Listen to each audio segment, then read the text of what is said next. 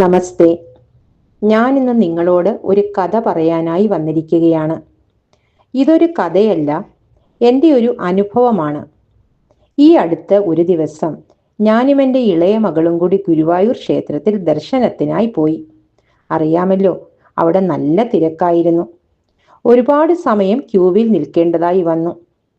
അപ്പോൾ ഒരു ചെറുപ്പക്കാരൻ, അയാളുടെ ചേഷ്ടയിൽ കുറച്ച് അസ്വാഭാവികത ഉള്ളതായി എൻ്റെ ശ്രദ്ധയിൽപ്പെട്ടു. സാമൂഹ്യ വിരുദ്ധനാണോ എന്ന് എനിക്ക് ഇപ്പോഴും സംശയമുണ്ട്.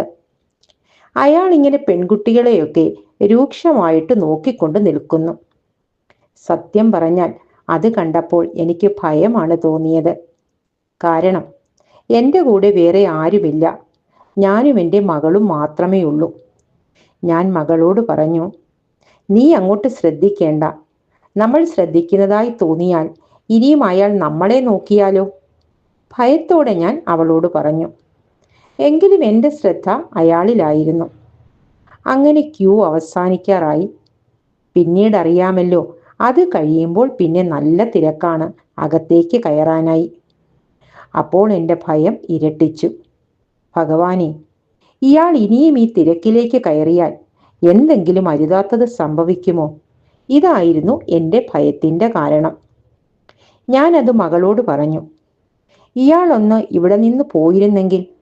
ഇത്രയും ദൂരം ഭഗവാനെ കാണാനായി വന്നിട്ട് സമാധാനത്തോടെ ഒന്ന് പ്രാർത്ഥിക്കാൻ പോലും എനിക്ക് കഴിയുന്നില്ലല്ലോ. എൻ്റെ ശ്രദ്ധ അയാളിലാണല്ലോ. ഇതോർത്ത് അപ്പോൾ എനിക്ക് വല്ലാത്ത വിഷമം തോന്നി. ഞാൻ എൻ്റെ സങ്കടം മകളോട് പറയുകയും ചെയ്തു. അവൾ പറഞ്ഞു, പിന്നെ അയാൾ പോയിട്ടേയുള്ളൂ. ഇത്രയും ക്യൂ നിന്ന് ഇവിടം വരെ എത്തിയിട്ട് ഇനി അകത്തേക്ക് കയറാൻ കുറച്ച് ദൂരം കൂടിയേ ഉള്ളൂ. അപ്പോഴാണ് അയാൾ പോകുന്നത്. അവൾ പറഞ്ഞത് കേട്ടപ്പോൾ എനിക്ക് വിഷമം തോന്നി. എങ്കിലും ഞാൻ അവളോട് പറഞ്ഞു, നീ നോക്കിക്കോ, എൻ്റെ ഭഗവാൻ വിചാരിച്ചാൽ നടക്കാത്തതായി ഒന്നുമില്ല. ഇപ്പോൾ അയാൾ പോകുന്നത് നീ കണ്ടോ? വെറുതെ ആണെങ്കിലും ഞാനൊരു പ്രതീക്ഷയോടെ അവളോട് അത് പറഞ്ഞു. അപ്പോൾ അവൾ പറഞ്ഞു, പിന്നെ അമ്മ മാത്രമല്ലേ ഭഗവാനെ കാണാനായി വന്നത്, അയാളും ഭഗവാനെ കാണാനായി വന്നതല്ലേ. അപ്പോൾ ഭഗവാൻ അങ്ങനെ ഒന്ന് ചെയ്യുമോ?